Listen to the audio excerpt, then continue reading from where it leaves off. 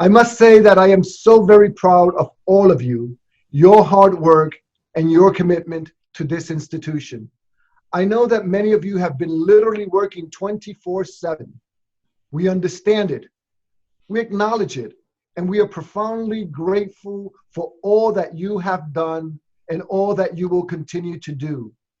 We also know that you have been trying to balance university work with perhaps telecommuting, homeschooling, taking care of your loved ones, and trying to maintain a safe and healthy lifestyle for you and your loved ones in the midst of COVID-19. Let's continue to help each other, to support each other. Let's make sure that we continue to lend a helping hand and that we make sure that we and our loved ones stay safe and healthy. I want to highlight that this week, the governor of New York announced that over 40,000 healthcare workers and over 8,000 mental health professionals have signed up to volunteer to provide counseling to New Yorkers during these extraordinary times. New Yorkers can call the COVID-19 emotional support hotline for mental health counseling, and we'll put this information on our webpage. Mental fatigue is a real consequence of all the nonstop work that we are doing, the pressures that we confront, and the daily decision-making that we are all engaged in. Our personal, emotional, and mental health and well-being is critically important, and now more than ever.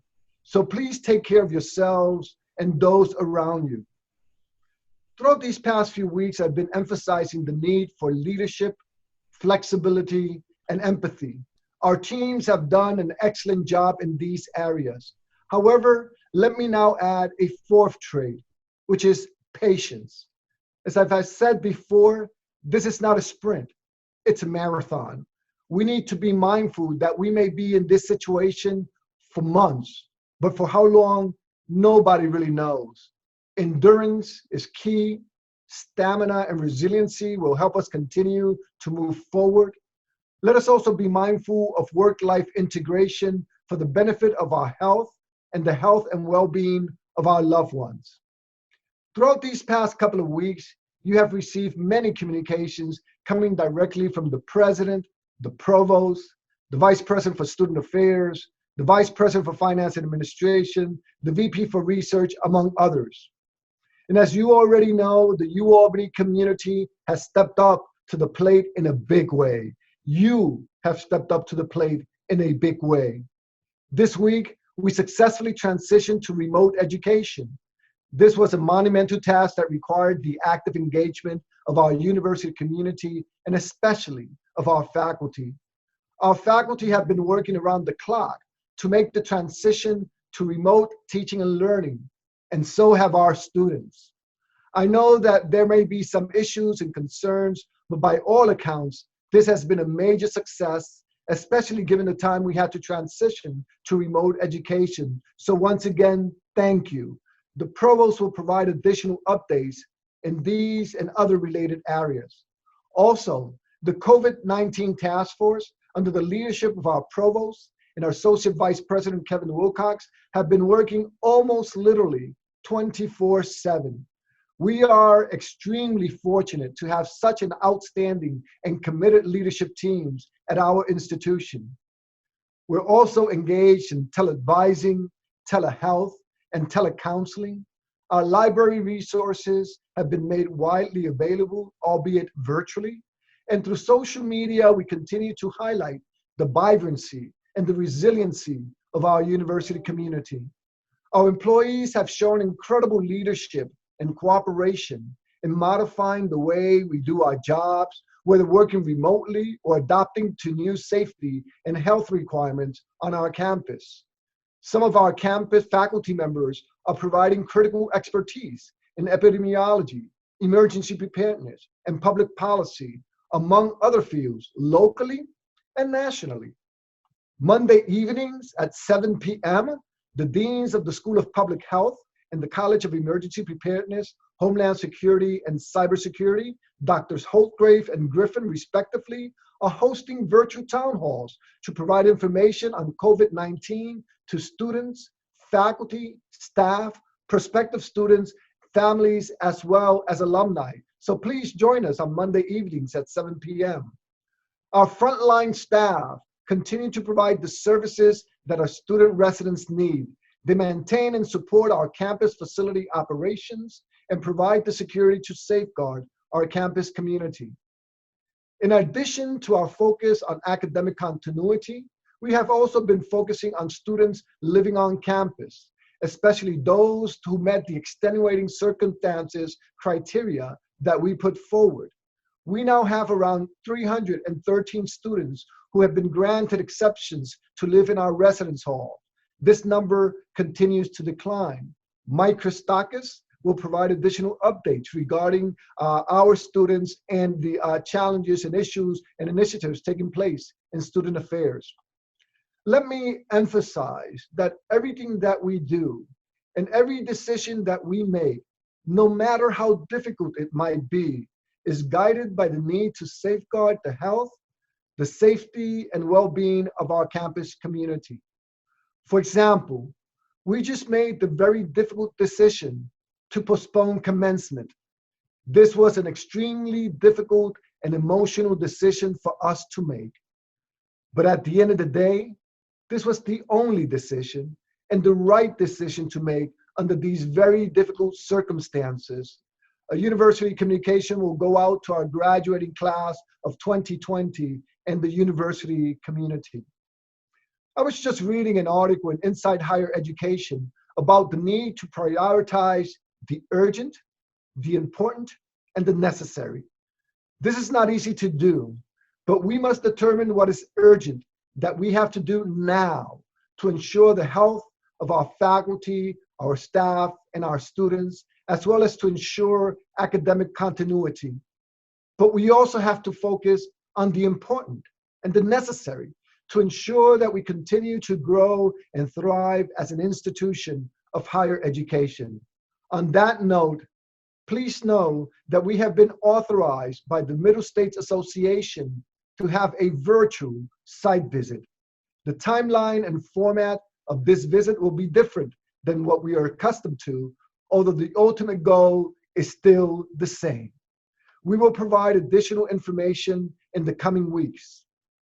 Our next critical priority will be to stand up even more robust recruitment strategies for next fall that reflect our new realities.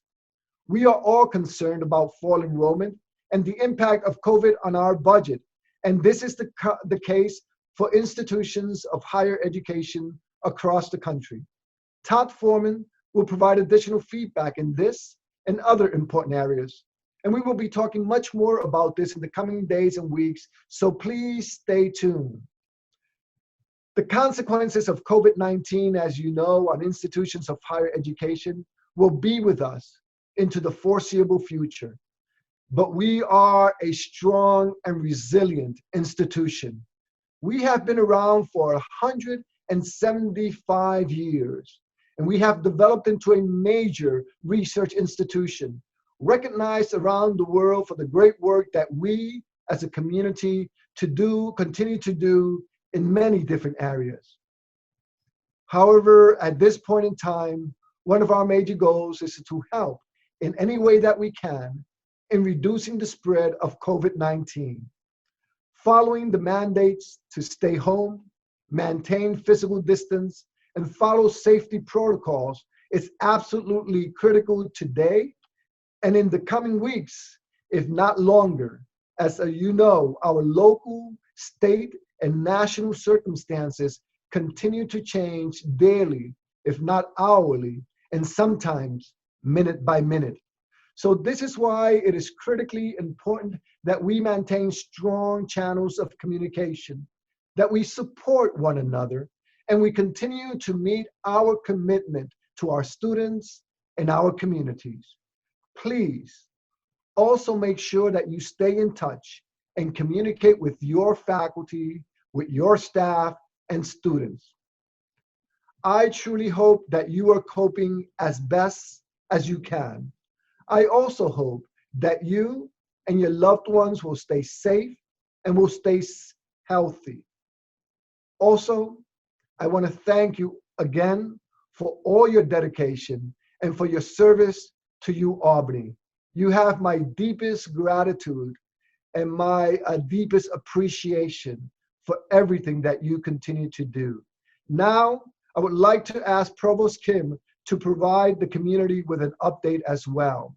But before I do, let's take this opportunity to join together in wishing Carol a very happy birthday. Feliz cumpleaños, Carol, and thank you for joining us this afternoon. Thank you, President Rodriguez, for your well wishes. And thank you also. I would like to echo your sentiment about the faculty and thank all of them for their ongoing support and service. The faculty and staff have just done an amazing job migrating to remote teaching and learning. I've been incredibly impressed, and to make this transition in such a short amount of time, very impressive.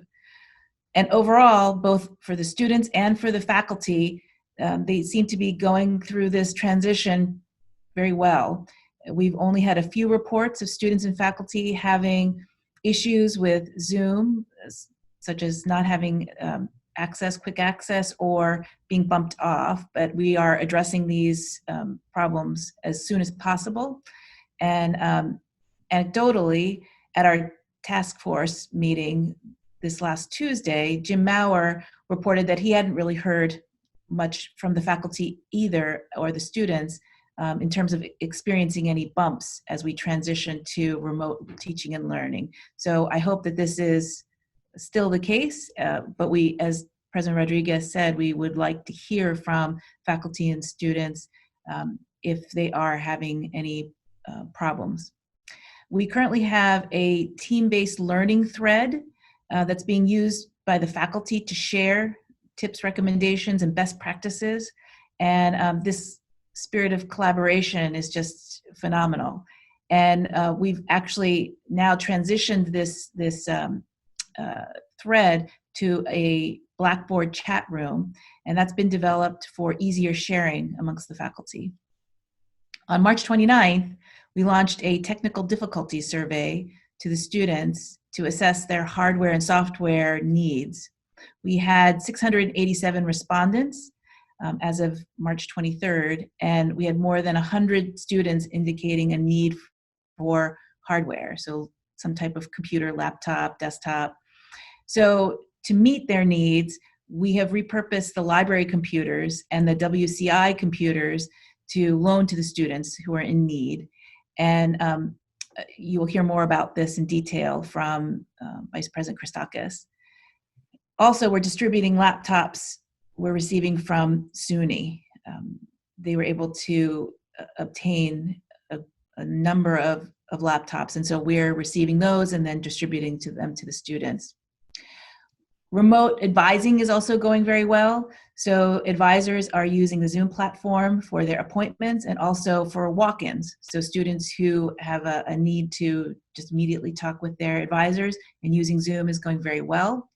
We're creating faculty and student hotlines, and through email and through phone, dedicated to responding to the faculty and student concerns.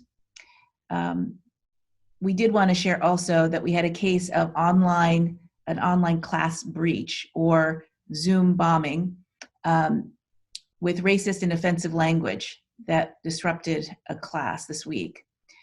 The instructor had to end the class midstream in order to stop the disruptor from sharing the inappropriate language.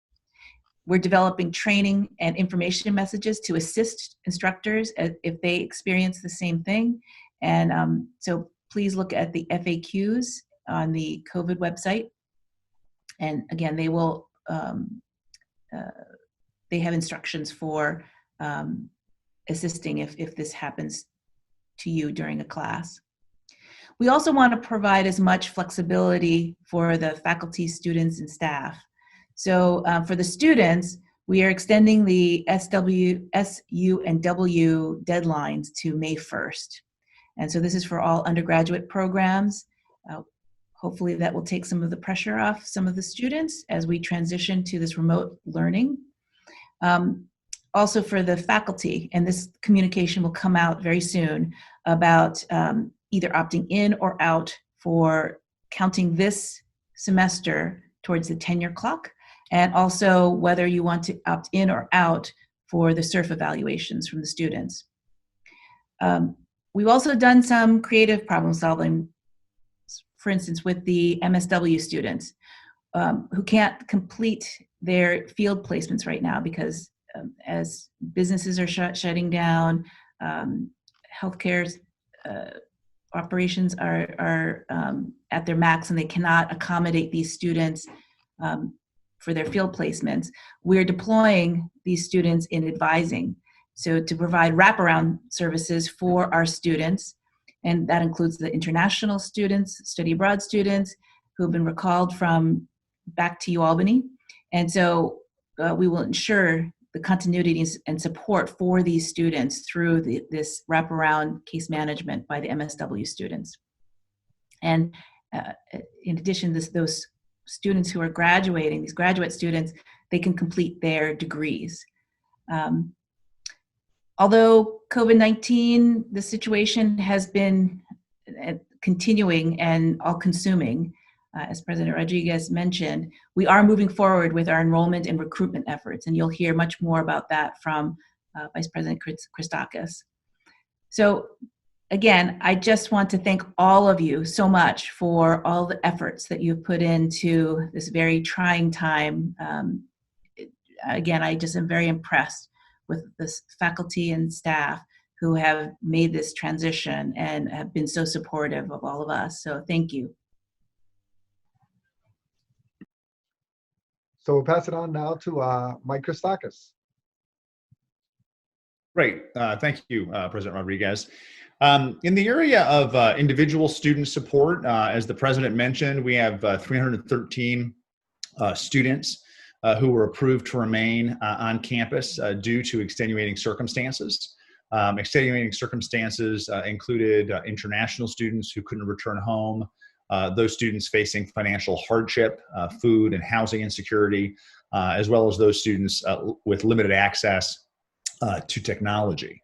As the Provost mentioned, there was a significant collaborative effort among several offices, including the Dean of Students, Undergraduate Education, Information Technology, Mail Services, and Facilities to outreach to several hundred students who had indicated having limited or no access to technology to facilitate their connecting to remote instruction.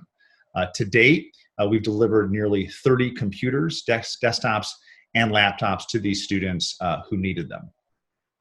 The Purple Pantry, our on-campus food pantry, is receiving remote orders in order to limit in-person contact. Students, faculty, and staff can pick up their pantry bag and or gift cards to local grocery stores at the University Police Department. Many faculty and staff have expressed an interest in how they can support the Purple Pantry. You can do so by making a monetary contribution online, and we're grateful for your support. Our Student Emergency Fund applications are increasing daily. The number of applications to our emergency fund has dramatically increased since March 18th, when we announced remote instruction. We've received nearly 30 student emergency fund applications in the last 10 days. Historically, we receive between 25 and 30 in a typical semester. Our colleagues in advancement are also engaging donors interested in supporting students during these challenging times through scholarships and other financial support. As it relates to general student support, as the President mentioned, we've introduced both telecounseling through Counseling and Psychological Services and telehealth through Student Health Services. Students can connect with clinicians by phone, in select cases may be able to use a HIPAA-compliant Zoom function as well. We've expanded chatbot functionalities in student accounts and financial aid so that students can chat virtually with staff regarding billing and financial aid questions they may have during this time. Our virtual registrar's office continues to offer seamless services to our students and faculty remotely. And student services units are providing programs, services, and resources in a virtual fashion. This includes career services, stress management techniques, and student well-being strategies, among many others.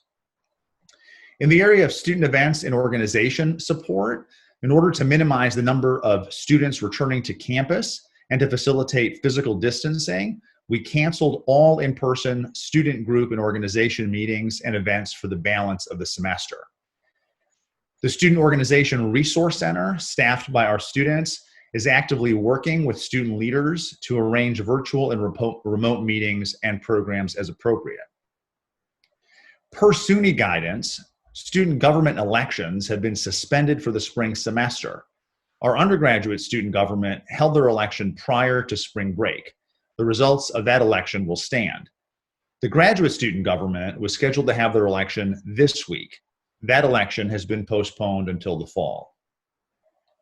Our spring awards ceremonies, including the President's Award for Leadership and the Spelman Awards, have been postponed, and we're actively developing a plan to celebrate and honor our students' award recipients in some sort of alternate fashion. Our annual big event, Day of Service, has transitioned to an exclusively online event. The big event will still be held on Saturday, April 4th, but will instead encourage UAlbany students, faculty, and staff to participate virtually in several online activities. Additional information is forthcoming. As it relates to our resident students checking out from our on-campus residence halls and apartments, over 6,000 of our on-campus resident students completed the virtual checkout form online. This online process will initiate a student's housing refund. Residential Life is outreaching to resident students on a day-to-day basis to arrange for them to return to campus in a safe and orderly manner to retrieve their belongings. Students and their families are not required to return to campus until such time they feel comfortable to do so. This will not adversely affect their housing refund. As the President and the Provost both mentioned in the area of enrollment management, particularly undergraduate admissions, we have transitioned our accepted student open house on April 4th to a virtual format, followed by a series of online webinars for accepted students throughout April, including school and college-specific virtual open houses. We've moved our deposit deadline from May 1st to June 1st to allow accepted students more time to make their college choice. Given the uncertainty associated with COVID-19, we are redoubling our efforts to outreach to local students, those who were admitted, as well as those high school seniors who may not have applied to Albany in the fall, but may be considering doing so now. Campus visits and tours have also transitioned to a virtual format. In the area of communicating with parents and families, thanks to our colleagues in advancement, we've been sharing campus communications via email with students' parents and families on an almost daily basis. Finally, I want to join my colleagues in extending my thanks to our faculty and staff for their amazing efforts in swiftly and innovatively responding to our students' needs and continuing to prioritize our students' success. Thanks very much. Thank you, Michael, for an excellent report as well. And now we're going to pass it to Todd Foreman. So Todd, please. Thank you, President Rodriguez. So under the heading of human resources and employee relations, there's a number of pieces of information we want to share. First, I want to say that we hold the safety and well-being of our employees as an extremely high priority, and have been working diligently to continue to reduce our population density, including through shift and staffing adjustments. At this point in time, our data suggests that about 90% of our employees are working from home primarily. That is good for the people to be able to work from home the best they can, because it's safer for them to be at home, and it's also safer for those essential staff that are on campus and need to be here for their health as well, to have fewer people here. There is some confusion related to the directive to work from home that came out from the governor versus the telecommunicating pilot. Let me tell you how they're different. So the directive from the governor, which came out first, said that all non-essential employees must work from home through March 30th. At the same time, or soon after, we came out with an announcement about a telecommunicating pilot that the government the Governor's Office of Employee Relations agreed to with the appropriate unions. That runs through May 14th. These things overlap, but they don't necessarily conflict. Regardless, our directive is to have as many people as possible working from home. We would prefer not to have people working from home. We do not know at this time whether or not the governor is going to extend his directive that non-essential employees work from home after the 30th. We're waiting for more information from him on that. We want to reinforce that your staff should report COVID-19 related symptoms to a hotline that we set up. It's 518-442-1501. That is being monitored by Human Resources, and as Human Resources receives that information, they will advise the employees on appropriate steps that they should be taking. Stay home, notify your supervisor, contact your physician and seek guidance, and keep us posted. At this point in time, we have not received any information that any of our employees have tested positive. Yesterday we announced that we will be implementing a hiring pause. That was yesterday specific to ongoing searches. We don't think that now would be an appropriate time to onboard new employees. However, since we made that announcement, we've had further conversations, and we're going to extend that hiring pause to include any active searches or any new searches, meaning that we should not be moving forward with any searches to fill positions or consider requests to fill positions at this time until we understand what the future looks like, both in terms of our work from home practice right now, as well as the financial ramifications on our institution. This does not apply to positions that function in the health and safety areas, and it does not apply to our teaching faculty positions. We will move forward in filling positions for summer session, for the fall, and moving forward. However, everything else is going to be carefully scrutinized, and only those positions that are directly related to health and safety will move forward, with the exceptions for teaching faculty. We'll be communicating to all employees very soon with regards to opportunities they have from work while they're working at home. They could be doing their training videos. They could be doing updating performance programs and evaluations. And we're also going to get out some other training opportunities which would allow them to expand their skills or knowledge bases and be productive while they're at home. For those of the folks that can't work remotely right now. I mentioned that we are moving forward with summer hires. That was a question that came up, as long as it is a teaching faculty member. Paychecks for hourly employees, including students, will continue per the governor's executive order through the 30th. So regardless of whether or not a part-time employee was at home and not able to work from home, or they were able to work from home, they will be paid. We'll be communicating with them what that means to them. So there'll be no gap, no lag in their pay, at least through the 30th, or until we get additional guidance from the governor on that. Under the heading of facilities, we are continuing to emphasize cleaning of high-touch areas. You saw some communications earlier in the week regarding locking down buildings. Right now, if you want to get into a building, you need your employee ID, you need card access to get into the building.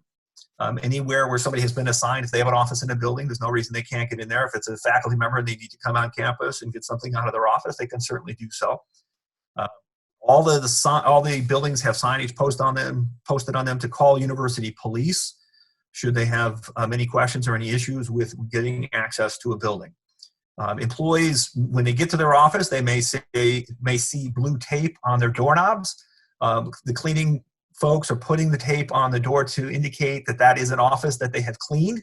And unless the tape is removed from the door, they're not going to re-enter that space.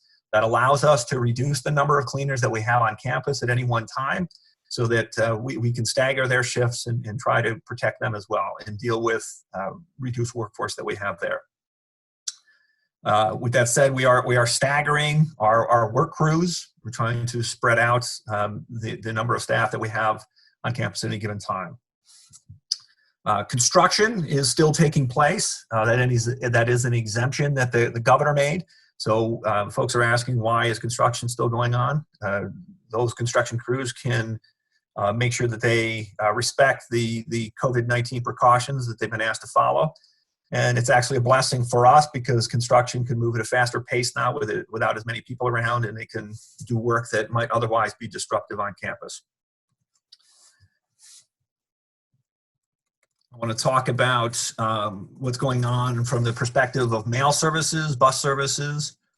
The mail services are continuing to operate on campus on an on-demand basis. So we have folks that are coming into the mail department and they are taking requests. So if a department wants mail delivered to them on a routine basis or scheduled basis, let's say, we're doing that. If they want to do it just on a as requested when they're here, that's fine. We also have departments that have opted just to come to the mailroom and get their mail when it's convenient for them. So we're trying to be very flexible, but there aren't enough offices open and there's no reason for us to have daily mail service multiple times a day like we would do in our normal operations. Bus service is operating at a minimum right now just to meet the demands of the students living on campus, getting back and forth to grocery stores, but we are providing on-demand services. So a student can call over to Rapid Transit and make a request for a ride, and we will provide that to them, assuming it's a reasonable request. And also, our controller is actively working with the student financial group on refunds. It's a very complicated, detailed process to assess how we're going to refund students. There's implications for financial aid, the student bills, payment plans, which services we've been able to deliver, which services we haven't been able to deliver. The impact on the university could be as much as $25 million. So we want to be very careful that we look at this slowly, we get it right, and then we get the credit or refund out to the students. We're continuing to provide food services on campus. Right now, our dining hall is open at State Quad. Students can go there for breakfast, lunch, or dinner and get a takeout meal.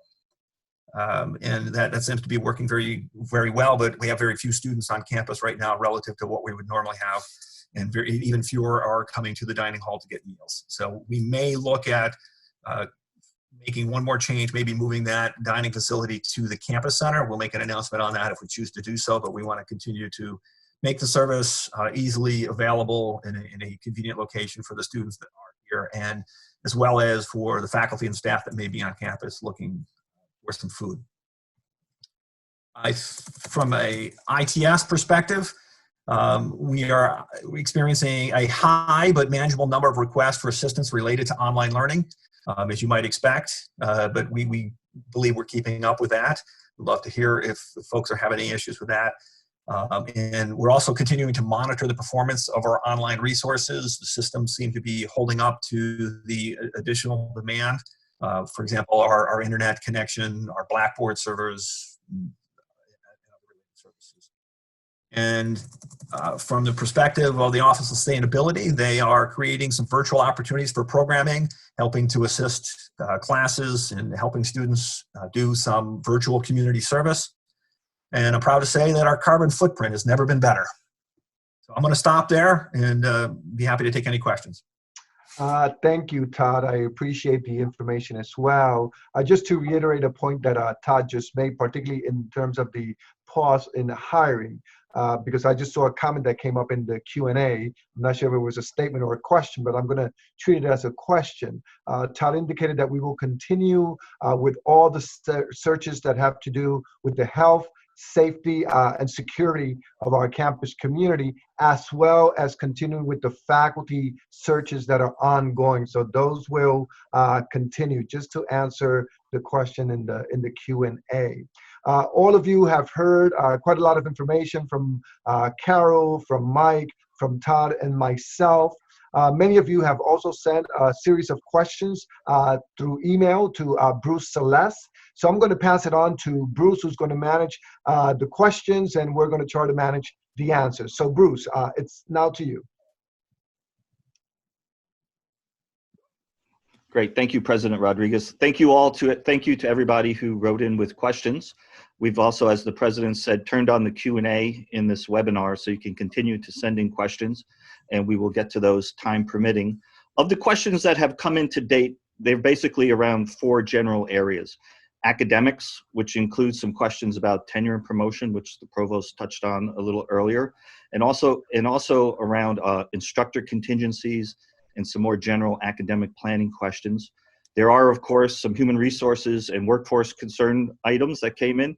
Todd has touched on a few of those already, but it might be good to go over those again. There's also a question on student well-being, a couple items there. And then there were some more general questions about facilities, fiscal, and financial items. So I'll turn to those in due order, and turn the first batch over to Provost Kim.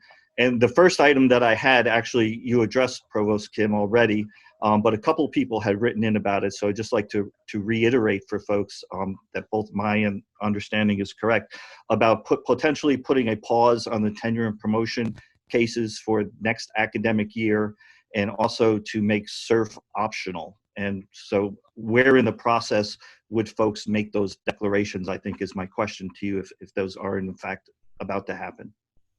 So we have a communication that's coming out later this afternoon, but essentially, just as you outlined, Bruce, we are making this as flexible as possible for faculty, because there are faculty who would like to continue in the tenure process and not stop out for this semester.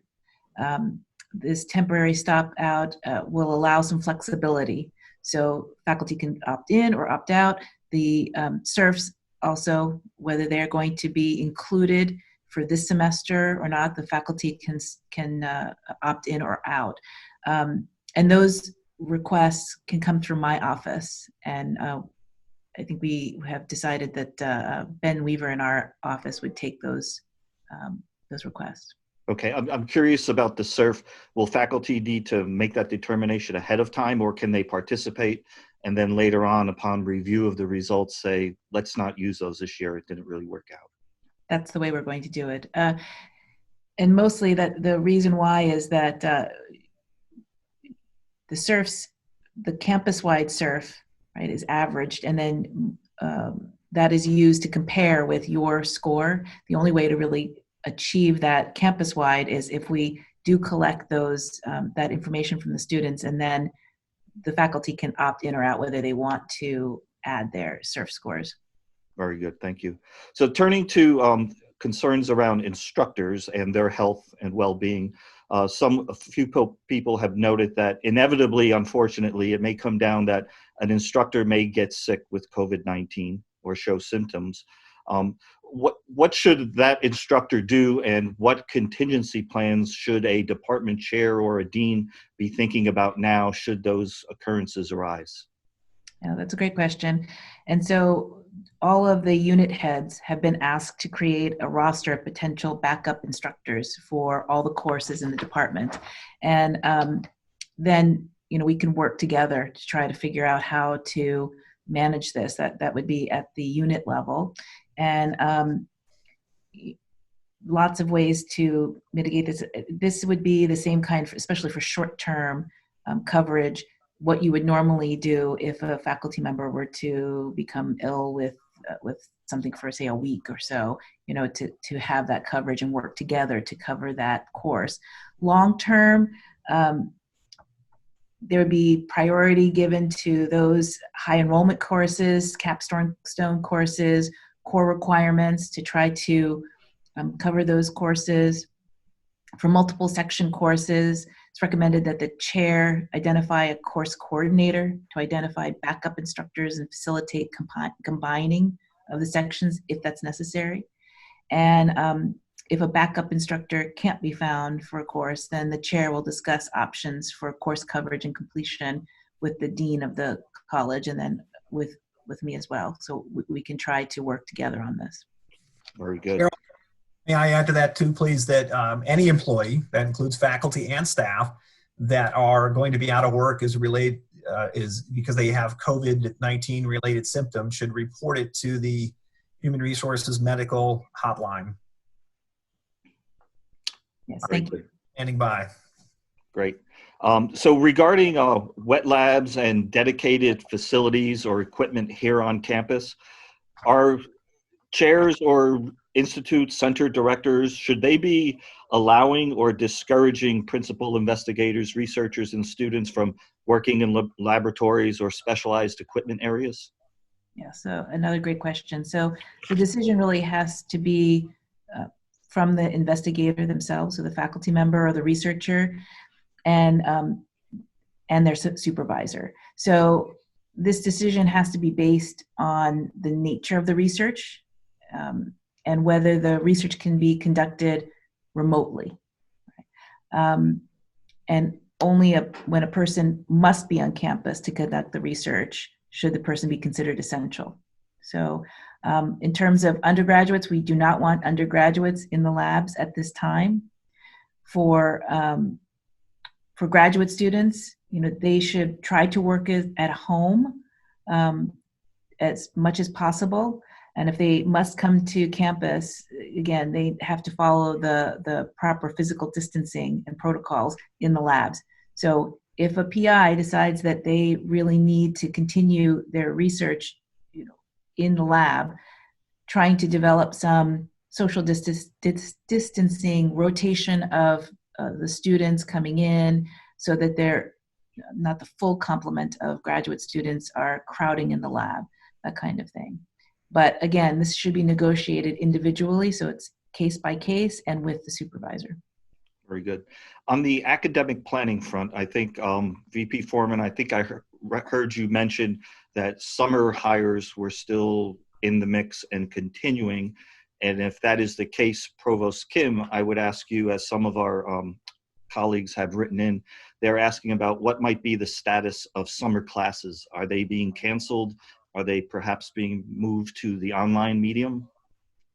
So we are not canceling the summer session, but because we really don't know how long this COVID-19 situation is going to continue, we are advising that the courses that are being planned for the summer to convert them to remote, at a distance, teaching and learning.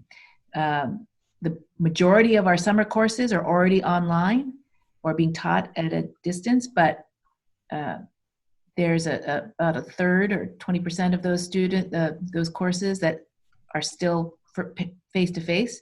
And so those instructors should really consider converting to remote teaching and learning.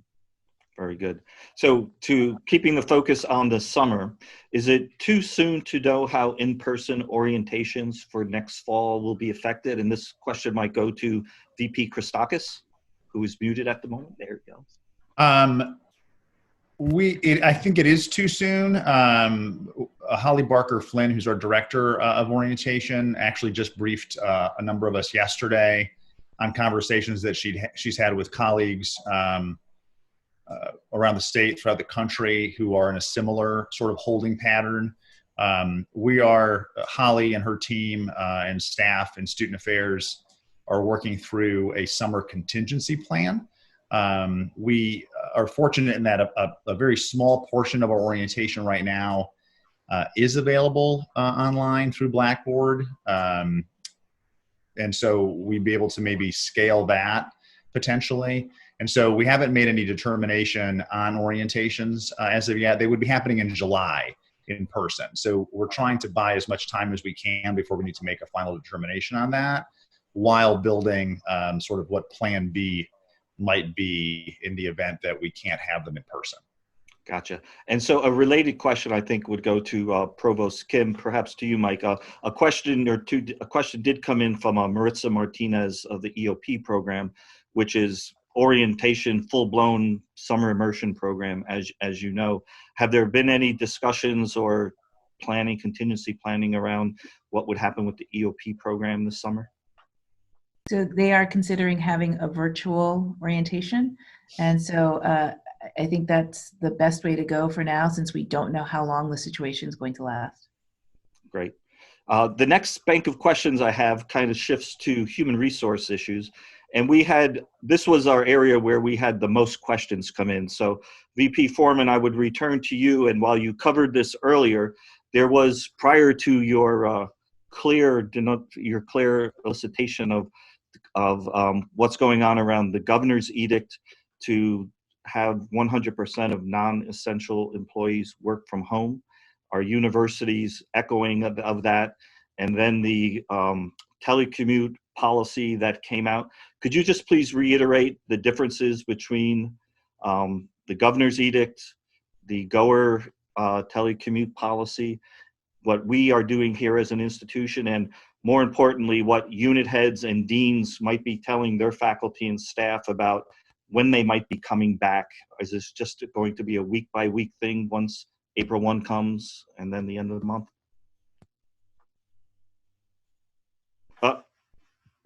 Working on it. I think this is not only going to be a week by week, this is a day by day kind of thing. We don't know, obviously, what the governor's thinking is here. Regardless, what we're telling people, what we're telling all of you on this Zoom conference is that we want people to stay home. We don't want people coming to campus unnecessarily and risking themselves or risking the health of the people that have to be here on campus working. So the telecommunicating pilot allows us to formalize the arrangements that we have.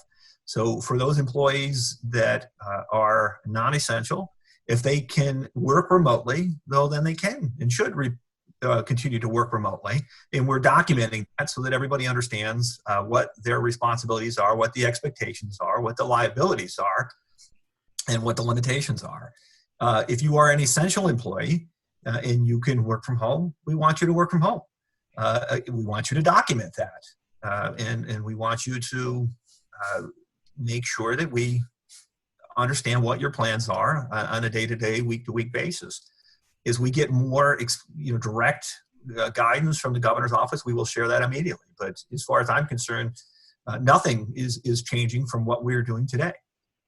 So, Todd, let me just, if I may, because there was a comment that came in. I think your answer was pretty clear, but there's a question that if a department administrator wants to return to the university and work in the administrator's office, can he or she do so?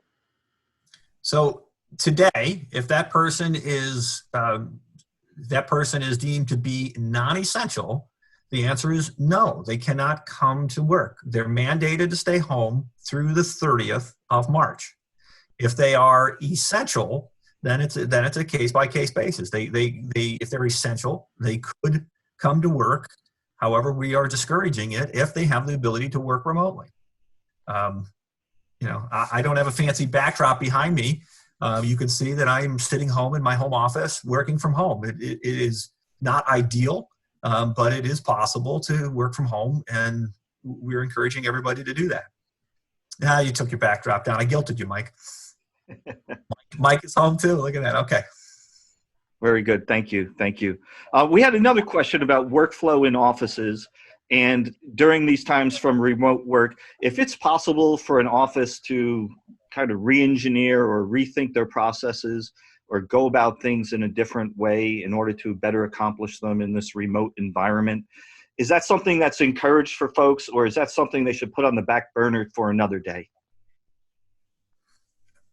Necessity is the mother of all invention. So I would say that people are getting extremely creative, and we are finding ways to do business that we might not have thought possible. Nobody would have thought that in a matter of weeks we could have gotten all of our courses online.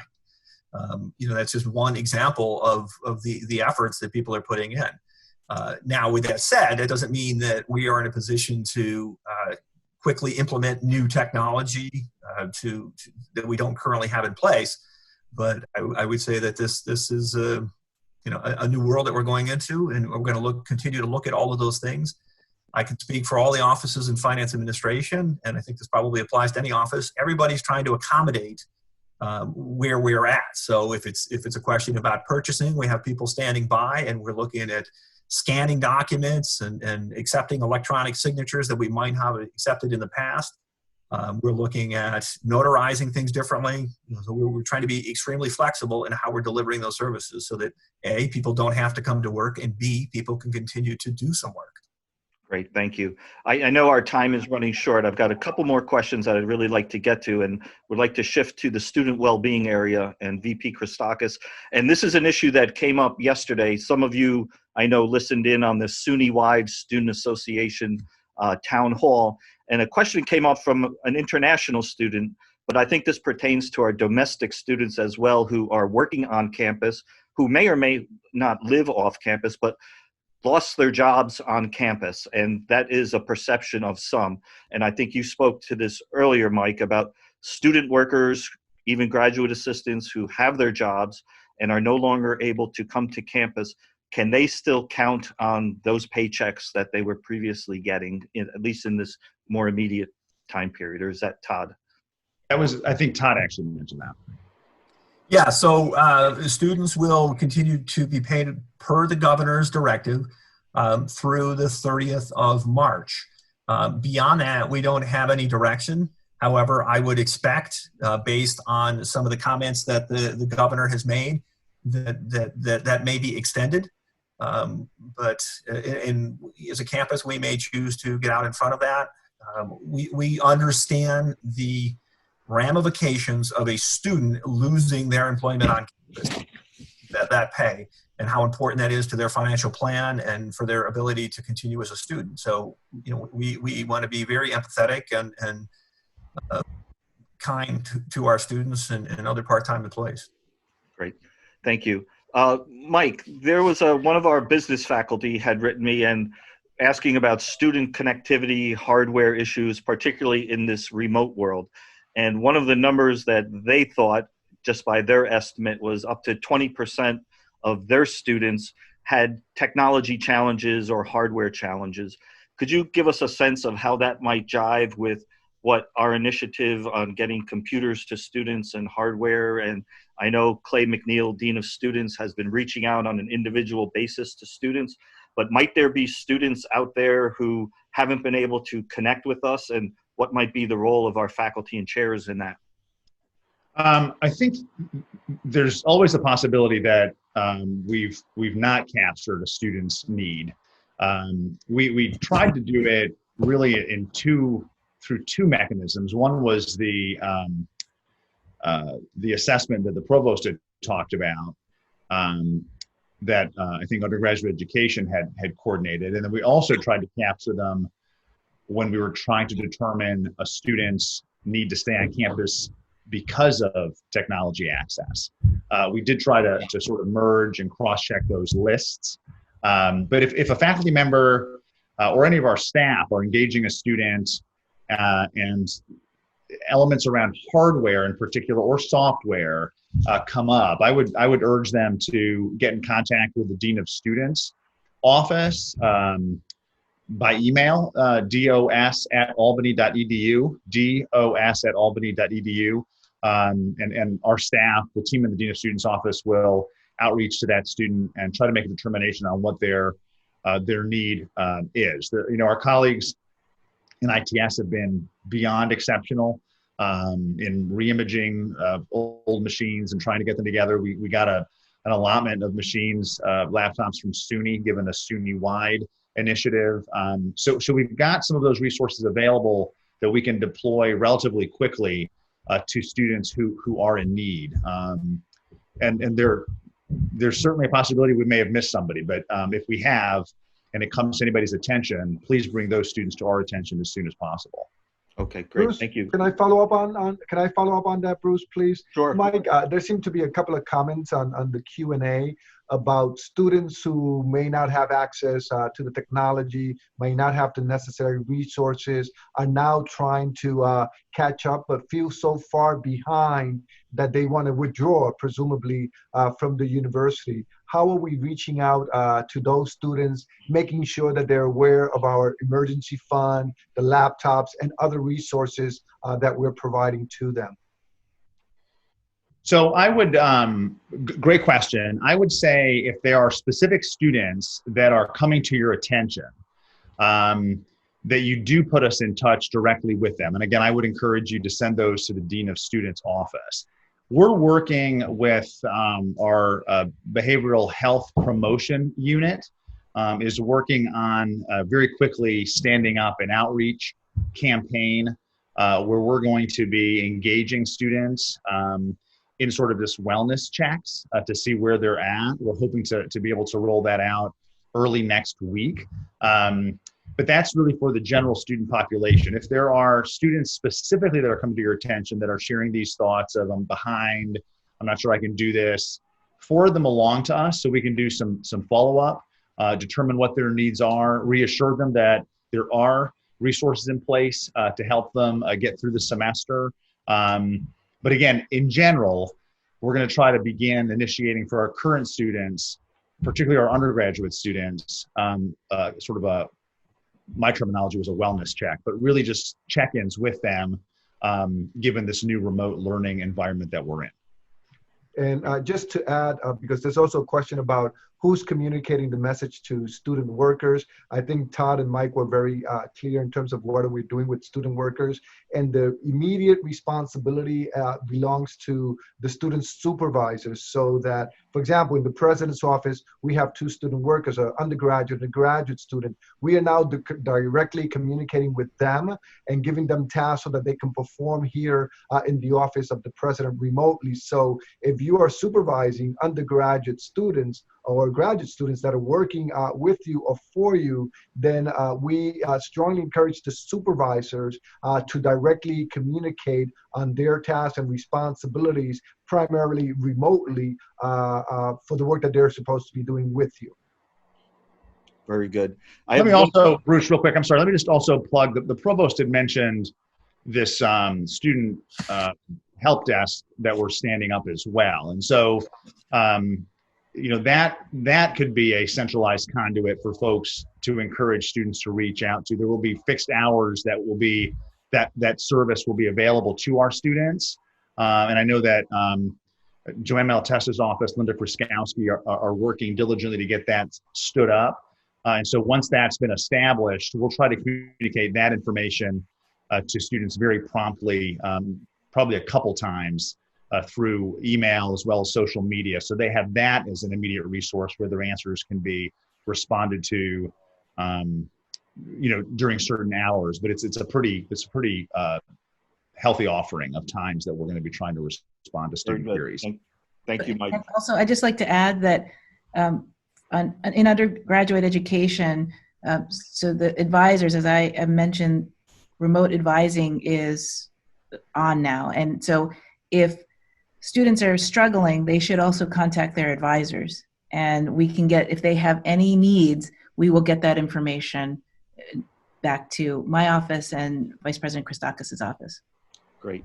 One final question or confirmation that I would ask is for Todd Foreman to confirm that we've had a couple questions come in from faculty or department chairs that are wondering if faculty and PIs or graduate assistants, for that matter, needed to come to campus for some reason, whether to deliver their courses from their office or to secure some books or other materials. Are they able to come to campus, get their materials or do what they need to do and then be able to leave? There'd be no prohibitions on that or anything. Yeah, there's no reason why any individual couldn't come to campus right now, as long as they have their ID card and they're going into a building that they would normally be going into because that's where their office is or that's where their lab is. They would swipe into the building, go to their office, you know, like it was you know, like a Saturday normally. So, you know, no issues or concerns there. Great. Thank you very much. So at this point, I would like to turn it back to President Rodriguez for closing comments and remarks. Thank you, Bruce. But before I do, a last question just came in for Todd, so we can answer it quickly. There are some supervisors that are telling their work study students that they don't have any remote tasks for them to do. So what, if anything, should these students do so that a paycheck is coming to them on a steady basis? Okay, so a student can work from remote. Can work remotely if we have work for them to do. However, if we don't, they're going to continue to get paid. All right, so we will get a communication out to all students to let them know and to detail for them what, you know, how that is going to work for them. It will be based on an average of hours worked in previous pay periods. But we do have some students that are able to work remotely. Those students will get paid the greater amount of how many actual hours worked or the average hours that they worked. And we'll get some clarification out on how long that will continue. Because right now that is only through, the directive from the governor is through March 30th. Right. Well, So, thank you. Yep. Okay, thank you, Todd. But at the end of the day, one of our goals is to continue to actively engage our students, may have them continue to participate in our university engagement, and get them to continue to work in tasks that we believe are critically important for the institution. So I assume that we all have important things for our students to do. And so let's keep them engaged and let's keep them at work so that they are continuing to participate in the university.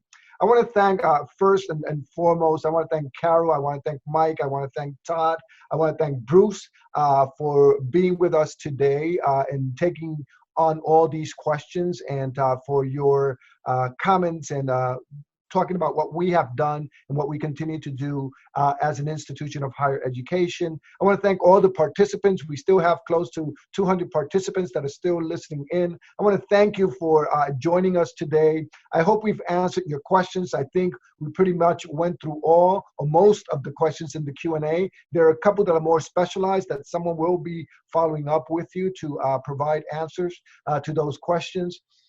At the end of the day, the University at Albany is open. We're open for business, albeit virtually. And albeit it's not business as usual, but we are here to serve our students, to serve our communities, and to continue to move forward as a strong institution.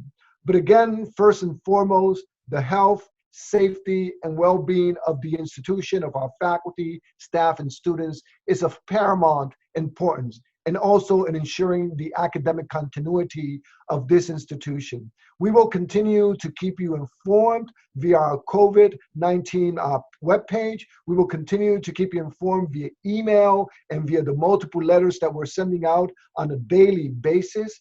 Please refer to those. If you have any questions, please let any of us know of your questions and concerns. We're trying to work as quickly as possible, as hard as possible, to keep these wheels moving and serving our institution. Again, I want to conclude by saying how deeply impressed we all are by all the great work that you continue to do, by your commitment, by your engagement. These are not easy times. They're complicated times, they're difficult times, but this is when we as an institution shine. This is who we are. We are the Great Danes of the University at Albany, and we will continue to move forward. And 6 months from now, a year from now, we will be greater, we will be stronger for everything that we have done and we will continue to do for our students. So once again, thank you to all for participating today. Stay well, stay safe, stay healthy, and keep working to ensure that you are doing well, because if you are doing well, we as an institution will continue to do well. Muchísimas gracias. We will be in touch fairly soon. Goodbye, everybody. Adios.